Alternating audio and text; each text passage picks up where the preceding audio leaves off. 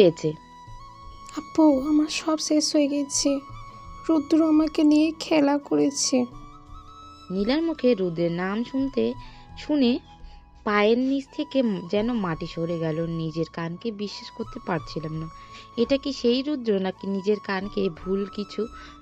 কানে ভুল কিছু শুনছি? নীলাকে নিয়ে রুমে চলে আসি। সেখানে বসেই সব খুলে বলতে বলি। নীলা বলতে শুরু করে। রুদ্র তাদের স্কুলে যাওয়া আসার পথে প্রায় বিরক্ত করতে থাকে। একসময় কথা বলতে চেষ্টা করে, নীলাও দুর্বল হয়ে পড়ে, আস্তে আস্তে প্রেমে পড়ে যায়। সেই থেকেই প্রায় স্কুলের নাম করে ঘুরতে যায়। সেদিন রুদ্র জন্মদিনের পার্টির আয়োজন করে। নীলা না করতে পারেনি। রুদ্র এতটাই কাছে চলে যায় আবেগের বশে, যা ফিরে আসতে পারেনি। সেই থেকে নীলাকে ইচ্ছের বিরুদ্ধে ভোগ করতে থাকে, ব্ল্যাকমেল করে। আমার মাথায় আকাশ ভেঙে পড়ে। রুদ্র এতটাই নীচ, আর আমার বোনের সাথে ছিছি ভাবতেও পারছি না। হঠাৎ করে নীলার গালে চড় দিয়ে বলে উঠি, তুই আমাকে কেন এই সব আগে বলিসনি? নীলা নিঃশব্দে কাঁদতে থাকে। রাগের মাথায় আমি উঠে চলে যাই। বেশ কয়েকবার রুদ্রকে ফোন করার চেষ্টা করেও পাইনি। কেন এমন করেছে জানতে চাওয়ার জন্য, তবে প্রতিবারই ফোন সুইচ অফ। হঠাৎ করে ঈশিতা আপু চিৎকার করে বলতে থাকে, নীলা দরজা খোল। ডাক শুনেই হৃদয়টা কেঁপে ওঠে। সেদিন আর নীলাকে বাঁচাতে পারিনি। সিলিং ফ্যানের সাথে নিজেকে ঝুলিয়ে দেয়। নীলার ফোনে ছিল রুদ্রের শেষ মেসেজ। কি কাল সকালে আসবে, নাকি ভিডিওটা ছেড়ে দেব, যেন তোমার ওই সুন্দর শরীরটা সবার চোখে দেখতে পাই? কথাগুলো বলেই নীলিমা কান্না করতে শুরু করে। নীলিমার কান্না দেখে চুপ হয়ে গেলাম। কী বলবো ভেবে পাচ্ছি না। কোনো রকমে নিজেকে সামলে নিয়ে বললাম, পুলিশ কিছু বলেনি? হ্যাঁ, গিয়েছিলাম। রুদ্র একটা প্লে বয়, মেয়েদের শরীর নিয়ে খেলা করে, বড়লোক বাবার একমাত্র ছেলে হওয়ার কিছু হয়নি, মুক্ত পেয়ে যা। তবে অনেক চেষ্টা করেছি, বদলা নিতে পারিনি। নীলিমার দিকে অবাক হয়ে জানতে চাইলাম, তাহলে এই মেয়ে? নিশিতা আপু এক দুর্ঘটনায় আপু আর ভাইয়া চিরকালের জন্য চলে গেলেও রেখে যায় খুশিকে। সেই থেকেই আমার মেয়ে। নীলিমার কথাগুলো চুপচাপ শুনে গেলাম। এই মানুষের সাথে এত বছর থাকলেও একবারও জানতে পারিনি বুকের ভিতর কি আগলে রেখেছে। কখনো জানতে দেয়নি। চুপচাপ রুম থেকে বের হয়ে আসি। বাসায় ফিরে আসলে রুমি জানতে চাইলো কোথায় ছিলাম এত রাত অবধি। কোনো কথা বলতে ইচ্ছে হয়নি, তাই কিছু না বলে গিয়ে চুপ করে শুয়ে পড়ে বেশ কয়েকদিন চলে যায়। রুমি প্রায় ফোনে যেন লুকিয়ে লুকিয়ে কথা বলতে থাকে, তবে বুঝতে অসুবিধা হয়নি কার সাথে বলছে। কয়েকবার জানতে চাইলে এড়িয়ে যায়। একদিন নীলিমা বলেছিল রুমিকে কার সাথে দেখেছে, তবে ছেলেটিকে দেখতে পাইনি। সেদিন নীলিমার প্রতি অনেক রাগ হলো। কেন এমন বাজে কথা বলবে? আমার বউ এমন হতেই পারে না। নীলিমার সাথে কথা বলা বন্ধ করে দিলে নীলিমা সরি বলে, তবে সেদিন নীলিমার কথা বিশ্বাস করলে আজ এমন দিন দেখতে হতো না। সময় খুব দ্রুত চলে যায়।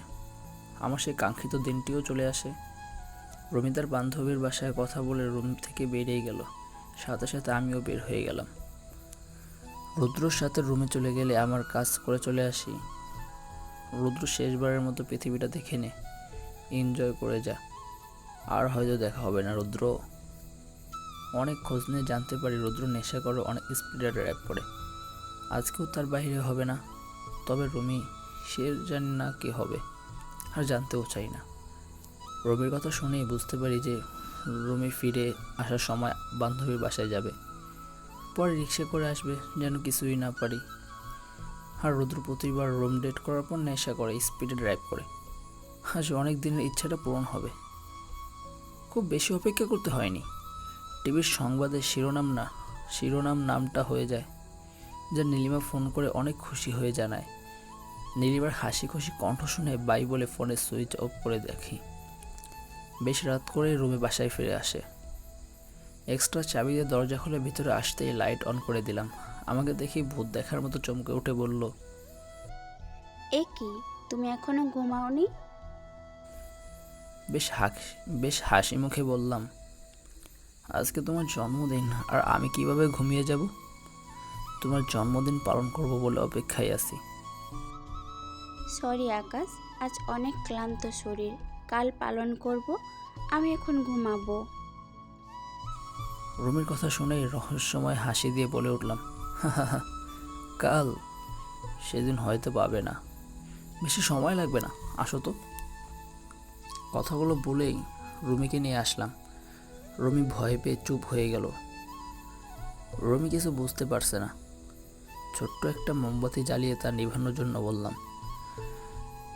রুমি ভয়ে ভয়ে সেটা নিভাতেই প্যাকেট থেকে ডিভোর্স পেপারটা বের করে বললাম, happy birthday to you and happy divorce day for you. আমার কথা শুনেই চমকে উঠে যেন কিছুটা দূরে সরে যায়। রুমি ভয়ে ভয়ে আমার দিকে তাকিয়ে বলল, আকাশ, এসব কি বলছো? চুপ! আর একবারও তোর ওই নষ্ট মুখে আমার নাম নিবি না। কি ভেবেছিস আমি কিছুই জানি না? কিছু জানতেও পারবো না? আমি বোকা, যেমন ইচ্ছে ব্যবহার করতে পারবি? বান্ধবীর নাম করে পরপুরুষের সাথে বিছানায় যাবি? ওহ, পরপুরুষ কই, ও তো তোর প্রেমিকা। যা, আমার কাছে লুকিয়েছিস। কিসের অভাব ছিল, কিসের অতৃপ্ত ছিল? রুমি ভয়ে ভয়ে বলল, আকাশ, চুপ! আর একবার আমার নাম নিবি না তোর ওই নষ্ট মুখে। লজ্জা করে না আমার ভালোবাসা নিয়ে খেলা করতে? একটুও মনে হলো না দিনের পর দিন ঠকিয়ে যাচ্ছিস আমায়? মার্কেটের নাম করে হোটেলে যাচ্ছিস রুদ্রর সাথে, ফোন করলে বলিস বাসায়। এতদিন পর সত্যিটা বের হয়ে আসলো চোখের সামনে। এখন কিসের মিথ্যা অজুহাত দাঁড় করে দিবি? আবার এটা বলিস না এই সব মিথ্যা। আমার কথা শুনে চুপ হয়ে যায় রুমি। অপরাধীর মতো চুপচাপ মাথা নিচু করে দাঁড়িয়ে থাকে। কি বলবে, কি বা বলার আছে? বেশ কিছুক্ষণ চুপ থেকে আবার বলতে শুরু করি, আচ্ছা রুমি, তোমাকে বিশ্বাস করে কি ভুল করেছিলাম, নাকি তোমাকে বন্ধু ভেবে ভুল করেছিলাম? কেন আমার সাথে দিনের পর দিন এভাবে প্রতারণা করলে? কি অপরাধ করেছিলাম যার জন্য এমন শাস্তি দিলে? রুমি, তোমাকে একজন স্ত্রী হিসেবে নয়, শুধু বন্ধু ভেবে কি ভুল করেছিলাম? নাকি তোমার উপর স্বামীর শাসন, পুরুষতান্ত্রিক সমাজে যা নির্যাতন বলে অভিহিত করা, তা না করে ভুল করেছি? রুমি, তোমাকে যখন প্রথম দেখেছিলাম সেদিন বলেছিলাম, দেখেন, আমার উপর বেশি বেশি স্বামীর অধিকার ফলাতে চাইবেন না। আমি যাকে বিয়ে করব তার সাথে বন্ধু হয়েও থাকতে চাই, যেন সবসময় একজন ভালো বন্ধু ভাবতে পারি। যার সাথে বাকিটা জীবন কাটাবো তাকে যেন সবসময় সুখ দুঃখের সাথে হিসেবে পাই। শুধু স্বামী কিংবা স্ত্রী হিসেবে বিছানার অধিকার বা স্বামী স্ত্রীর দায়িত্বটুকুই পালন করতে চাই না, আমি একজন ভালো বন্ধুও চাই। তোমার কথা শুনে সেদিন সত্যি অবাক হয়েছিলাম। কথাগুলো মনের মাঝে গেঁথেছিল। সত্যি তো, যাকে চিনি না জানি না বিয়ে করব, যার সাথে বাকিটা সময় থাকবো একই আকাশের নিচে, একই ছাদের নিচে, যে হবে আমার নিত্যদিনের সাথী, পাশে থেকে সাপোর্ট দিবে, শাসন দিবে, ভালোবাসা দিবে, আগলে রাখবে, তাকে কেন শুধু স্বামীর অধিকার দিয়ে বেঁধে রাখতে চাইবো?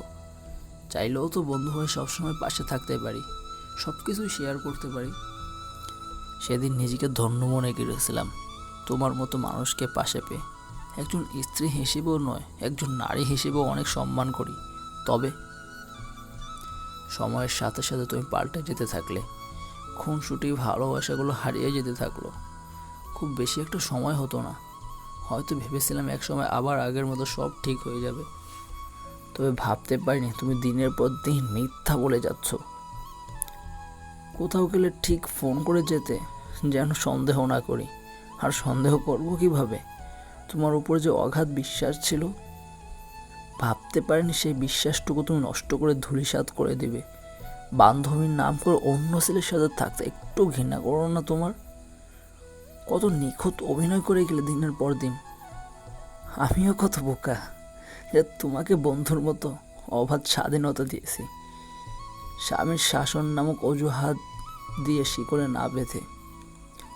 তোমাকে কিসের অভাব রেখেছিলাম? কিসের অতৃপ্ত পিপাসায় রেখেছিলাম?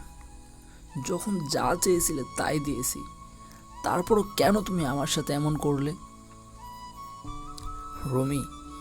রুমিকে কথাগুলো, চোখের পানিগুলো মুছতে থাকি। রুমি সেই মাথা নিচু করে আছে। রুমিকে দেখতেও ঘৃণা হচ্ছে। রুমিকে বললাম, তোমার যখন আমার কাছে থেকে অতৃপ্ত পিপাসা আছে, তাই তোমাকে মুক্তি করে দিলাম।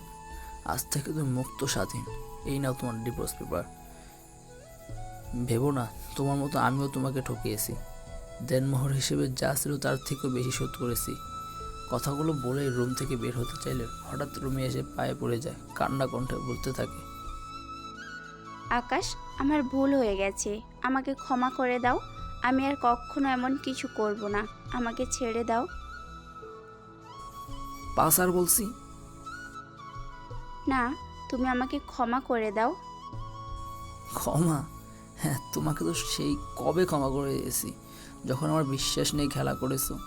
তোমাকে সেই তখন ক্ষমা করে দিয়েছি যখন আমার ভালোবাসা নিয়ে খেলা করে দিই, দিনের পর দিন মিথ্যা বলেছো, অভিনয় করেছো। তবে হ্যাঁ, তোমাকে স্বামীর অধিকার শাসন করতে পারতাম, তবে তোমাকে তো বন্ধু ভেবেছিলাম। আমাকে তো একবার খুলে বলতে পারতে। তুমি তো অনিচ্ছা সত্ত্বেও এই সম্পর্কে জড়াওনি, বরং বিয়ের আগে থেকেও এই সম্পর্ক ছিল, যা আমাকে বলোনি একবারও। তোমার অতীত তো কখনো জানতে চাইনি।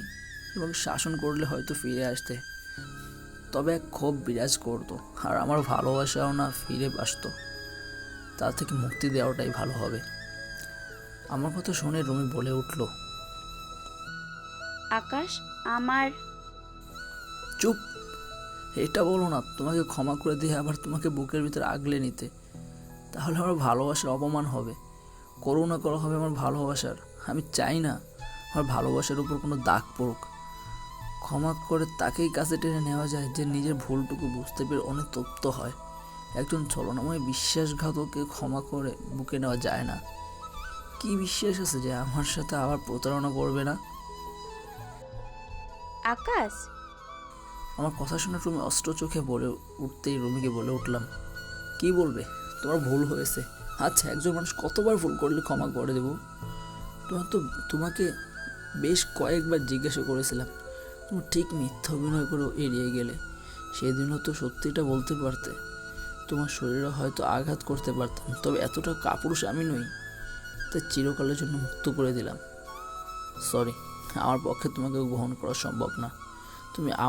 তুমি তোমার মতো থাকো, সুখে থাকো। রুমিকে কথাগুলো বলেই রুম থেকে ব্যাগ নিয়ে বেরিয়ে পড়ি, চোখের অস্ত্রগুলো মুছতে মুছতে। সব থেকে বেশি আঘাত প্রিয় মানুষগুলোই করে, যাদের বুকের ঠিক মাঝখানে জায়গা দেওয়া হয়। রুমি বেশ কয়েকবার চিৎকার করে ডাকতে থাকে, তবে কাউকে করুণা করে ভালোবাসতে চাই না। দূরে থাকাটাই ভালো। হয়তো সারা জীবন একসাথে থাকতে পারবো, তবে রুমিকে আর কখনো বিশ্বাস করতে পারবো না, কখনোই ভালোবাসতে পারবো না। সেটা অনেক আগেই হারিয়ে গেছে। হয়তো ভালোবাসা হারিয়ে গেলে ফিরে পাওয়া যায়, তবে বিশ্বাস একবার নষ্ট হয়ে গেলে তার ফিরে পাওয়া যায় না। কেউ ইচ্ছা করে দূরে গেলে তাকে কখনোই ফিরে পাওয়া যায় না। একটা অতৃপ্ত পিপাসা নিয়ে বের হয়ে আসলাম। একটা ছোট্ট স্বপ্ন ছিল, একটা ছোট্ট সংসার। সেই সংসারে আলোকিত করে একটা ছোট্ট মেয়ে আসবে, যাকে ঘিরে দুজনের খুনসুটি ভালোবাসাগুলো গড়ে উঠবে। অনেকগুলো স্বপ্ন, যেখানে দুজনে মিলে ঝগড়া হবে, আবার বাবুর মুখের দিকে তাকে সব ভুলে যাব। তবে কিছু স্বপ্ন যে কখনোই পূরণ হয় না, পূর্ণতা পায় না, ধরাছোঁয়ার বাহিরে থেকে যায়, অতৃপ্ত পিপাসা থেকে যায়। নীলিমার বিয়েও ঠিক নিজের হাতেই সব কিছুর আয়োজন করেছি। হ্যাঁ, আজ সন্ধ্যায়, তবে ইচ্ছে করে যায়নি। অনেক দূরে হারিয়ে যাব, যেখানে নিজের মতো করেই বাঁচব। ছেলের সাথে বিয়ে ঠিক হলেও মেয়েটির চোখ স্পষ্টত আমার জন্য ভালোবাসা ফুটে উঠেছে, যা মেয়েটির অস্ত্রমাখা চোখগুলো সাক্ষী ছিল। তো অনেকটা দূরে সরে যাচ্ছি, যেখানে কাউকে চিনবো না, জানবো না, এক বুক অতৃপ্ত পিপাসা নিয়ে। তোর কাছে যা যা আছে বের কর। হঠাৎ করে বেশ কয়েকজন এসে ছুরি হাতে দাঁড়িয়ে বলল, অচেরায় পাড়ি দেওয়ার জন্য যখন মাঝরাতে রেল স্টেশনে চলে আসি, তখন চারিদিকে জনশূন্য, কেউ নেই, কাউকে দেখতে পাইনি। চারদিকে তাকিয়ে এক কোণায় বসে কথাগুলো ভাবতে থাকি, তখনই এসে বলল। তাদের কথা শুনে ভাবনাগুলো হারিয়ে গেল। কথা না বাড়িয়ে একে একে সব দিয়ে দিলাম। কি হবে এইসব রেখে? আমার মায়ের শেষ স্মৃতি হিসেবে রেখে যাওয়া গলার চেইনটাও উঠে আসে। সব দিল, সেটা দিতে অস্বীকার করে বসি। তখনই একজন বলে ওঠে, দিবি না মানে? না, এটা দিব না। অনেক জোর করেই নিতে পারছে না। হঠাৎ করে কেউ একজন বুকের পাশে সরিয়ে বসিয়ে দেয়। তখনই চিৎকার করে উঠি। হাত থেকে চেইন নিয়ে পালিয়ে যায়। বুকের ভিতর থেকে রক্ত বের হয়ে যাচ্ছে। তীব্র ব্যথায় যেন বুক ছিঁড়ে বাহিরে বের হয়ে যাচ্ছে। সব কিছুই অন্ধকার দেখতে শুরু করে। চারদিক থেকে যেন অন্ধকার ধেয়ে আসছে। তার মাঝেই যেন কিসের অতৃপ্ত পিপাসা পেয়ে বসে। হাতছানি দিয়ে যেন কেউ ডাকতে থাকে। দূর আকাশ থেকেই যেন আম্মু হাতছানি দিয়ে ডাকছে, আয় খোকা, চলে আয়। আজ যেন অনেক দিনের অতৃপ্ত পিপাসা পূর্ণ হতে যাচ্ছে। সব অতৃপ্ত পিপাসা পূর্ণতা না পেলেও মা ডাকার অতৃপ্ত পিপাসা পূর্ণতা পাবে। মায়ের কাছে গিয়ে ফিরে যাব সেই ছোট্ট খোকা হয়ে, যেখানে সব ইচ্ছে অপূর্ণ থাকলেও, সব কিছু অতৃপ্ত পিপাসা থাকলেও আজ মা ডাক অতৃপ্ত পিপাসা মিটবে। আসছি বলে হাতছানি দিয়ে সাড়া দিয়ে জানান দিলাম। অনেক ঘুম পাচ্ছে। সব কিছু কেমন বিদঘটে অন্ধকার। কেমন যেন ঘুমের বড্ড বেশি পাচ্ছে। পানি খেতে বড্ড ইচ্ছে হচ্ছে। বড্ড বেশি পানি পিপাসা পেয়েছে। সব পানি খেয়ে ফেললেও অতৃপ্ত পিপাসা থেকে যাবে। অতৃপ্ত পিপাসা।